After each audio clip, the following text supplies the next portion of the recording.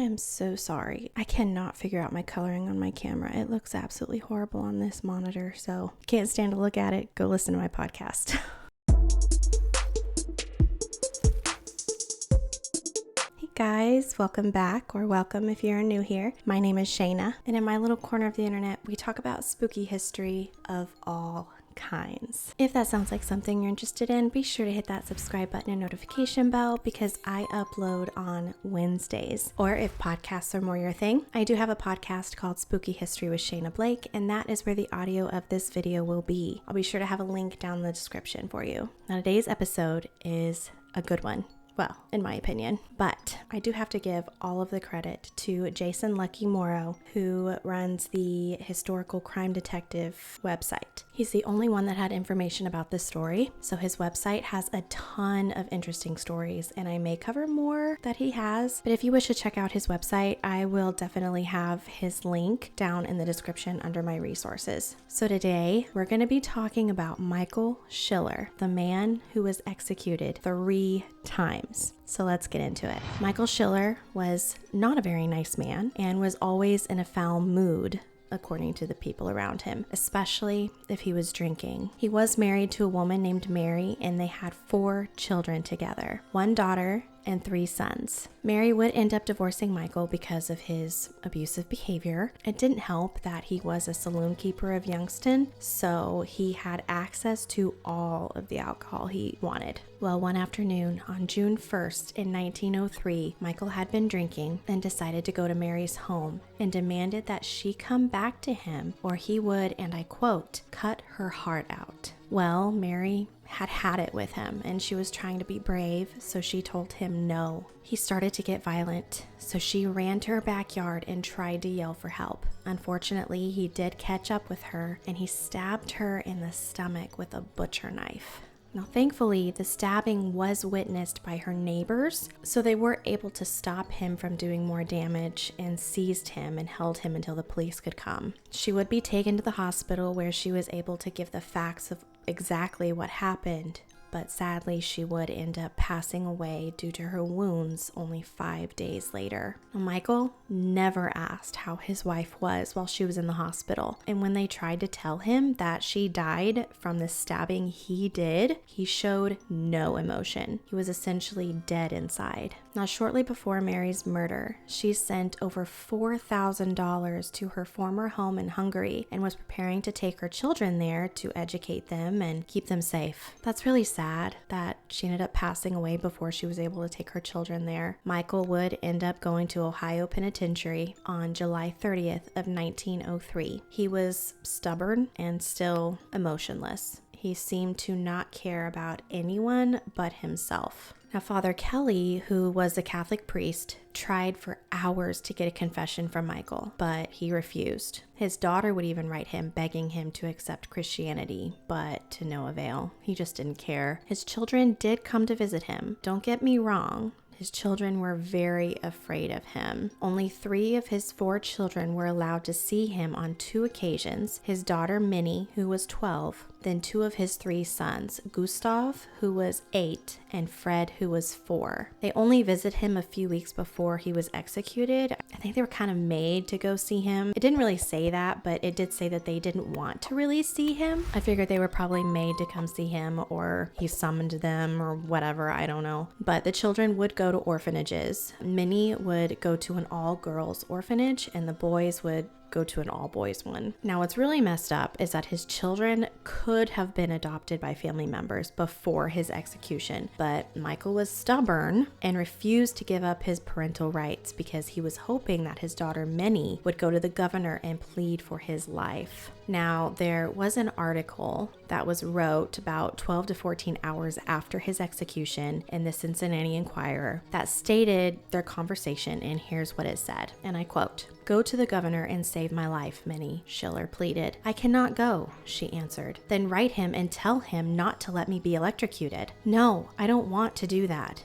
Minnie answered in an emotional voice. "The governor has decided, and I do not want to ask him anyhow." Then, according to the article, this angered the father and he scolded the child, end quote. Can you blame her? Like, why would she want to keep her father from being executed whenever he just murdered her mother. So the nun that came with her was in the same room as Michael and Minnie and told the reporter that Minnie was scared that her father would kill her like he killed her mother. So she didn't want to go visit him, so she asked the nun to not leave her alone with the father, which I don't blame her. Michael G Schiller, inmate number 34925, was scheduled to be executed just after midnight on June 17th of 1904. Just before his execution, the electrician, Martin, would go to test the chair many times that evening to make sure that it will work perfectly for Michael's execution. As midnight was approaching, Michael would continue to grow anxious. He would just pace in his cell. He refused any and all spiritual consolation and never wanted to be visited by neither a preacher nor priest. He ate very little of his last supper and refused any stimulants, such as whiskey. He insisted that something would intervene and would save him from going to the electric chair. He essentially hoped that his daughter would end up going to the governor, even though she told him she wouldn't. But he still hoped that the governor would stop it from happening last minute and would just sentence him to life in prison instead of being executed. But once 11:30 p.m. came, the attending guards came to his cell and brought the prison barber to shave his head. John O'Brien, who was a good-natured,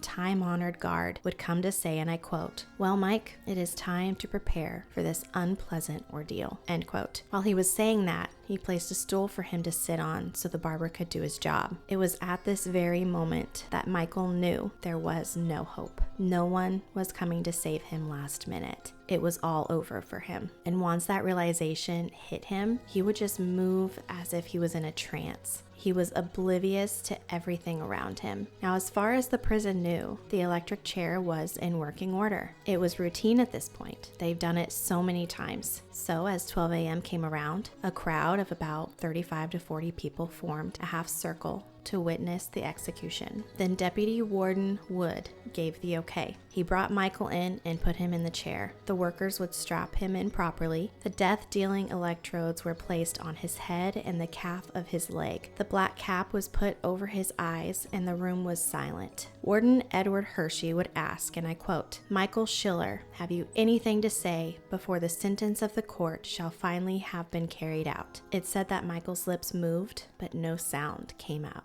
So then the warden held his watch in his right hand, and then with his left he reached for the lever, bringing the electricity to the chair. Michael's body shot upwards as far as the clamps would let it, and there was this hissing sound. The chair was set to 1,750 volts of electricity that went through Michael's body for 7 seconds. Then they reduced the voltage to 250 for the remainder of the minute. Then they shut the machine off. The chief physician at the prison, Dr. Thomas, would go and examine the heart, pulse, and eyes. Then following him, 5 other physicians did the same thing to make sure he was officially dead. They were very thorough. The warden and the people who came to watch would move to the hallway. The guards would start to take the clamps off and was in the process of putting him on the cooling board, but something terrifying happened. A sigh would come out of Michael's mouth, and he would start to gurgle and was struggling to breathe.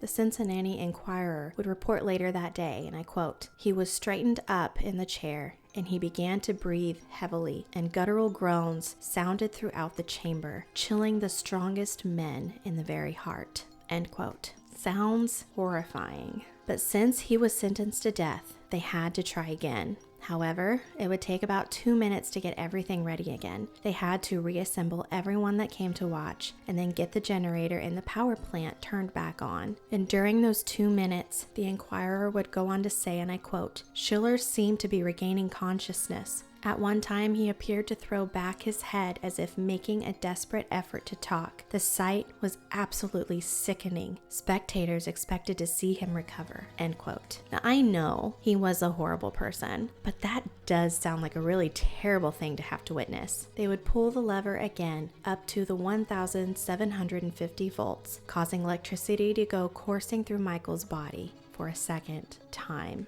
This time, the high voltage was left on for 15 seconds instead of 7. Then it was reduced to the 250 volts for the remainder of the minute. This time, the doctors made an even more thorough and careful inspection. After they examined Michael for 12 minutes, they officially declared him dead beyond a shadow of a doubt. Then once again, the crowd would leave the room and Michael's body was lifted from the chair and was placed back on the floor to wait for the undertaker. 2 of the guards would cover his corpse with a sheet, but as the guards were about to leave the execution room, Michael once again would let out this long and painful groan. Yet again, a gurgling sound was heard from Michael's throat. Chief Guard O'Brien raised the sheet and saw Michael looking at him. Ugh, could you imagine? That would be so traumatizing to think someone's dead and then you lift the sheet. His eyes met yours. Michael was gasping and struggling for air. They called the warden back. So the warden and the attending physicians came alone this time. They didn't have any witnesses come back. They were ready to get this over with, and they were going to make sure this 3rd time would be the last. They decided to turn the voltage up so high that it literally burned the top of his head to a crisp.